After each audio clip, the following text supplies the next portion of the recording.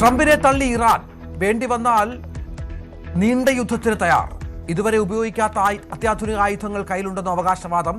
ആക്രമണം അടുത്ത ഘട്ടത്തിലെന്ന് Israel military chief. ഇറാനുമായി കരയുദ്ധത്തിനില്ലെന്ന് ട്രംപ്.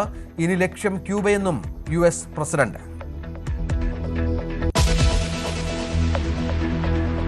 യുദ്ധത്തിൽ ആശങ്ക രേഖപ്പെടുത്തി ഇന്ത്യ. ഹോർമുസ് കടലിടുക്കിലെ സാഹചര്യം അതീവ ഗുരുതരം. ഇന്ധന നീക്കം തടസ്സപ്പെടുമെന്നും രാജ്നാഥ് സിംഗ്. റഷ്യൻ എണ്ണ വാങ്ങാൻ ഇന്ത്യക്ക് 1 മാസത്തെ ഇളവ് നൽകിയ അമേരിക്ക. 14 ലക്ഷം ബാരൽ ക്രൂഡ് ഓയിൽ ഉടനെത്തും. കേരളത്തിൽ പാചകവാതക ക്ഷാമത്തിനു സാധ്യത.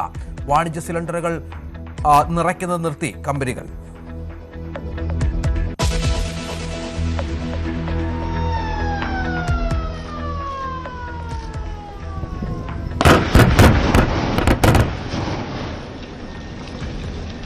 വയനാട് തുരങ്കപാത പദ്ധതിക്ക് തുടക്കം.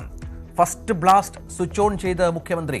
2 വർഷം കൊണ്ട് നിർമ്മാണം പൂർത്തിയാകുമെന്ന് പ്രതീക്ഷ. താമരശ്ശേരി ചുരം ഒഴിവാക്കി 35 കിലോമീറ്റർ യാത്രാദൂരം ലാഭിക്കാം.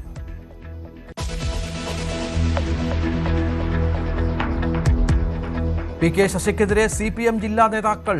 വ്യക്തി അധിക്ഷേപത്തിൽ നിയമ നടപടിയെന്ന് EN സുരേഷ് ബാബു. തീവ്രത അളക്കാൻ UDF നേതാക്കളോട് CPM ജില്ലാ സെക്രട്ടറി. G സുധാകരനെ അനുനയിപ്പിക്കാൻ ശ്രമം.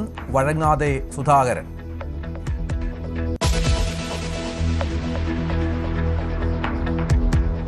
ജാസ്ലിയുടെ അപകട മരണത്തിൽ ഒളിവിലായിരുന്ന പ്രതി ഡോക്ടർ സിറിയക് ജോർജ് പിടിയിലായത് വാഗമണിൽ നിന്ന്.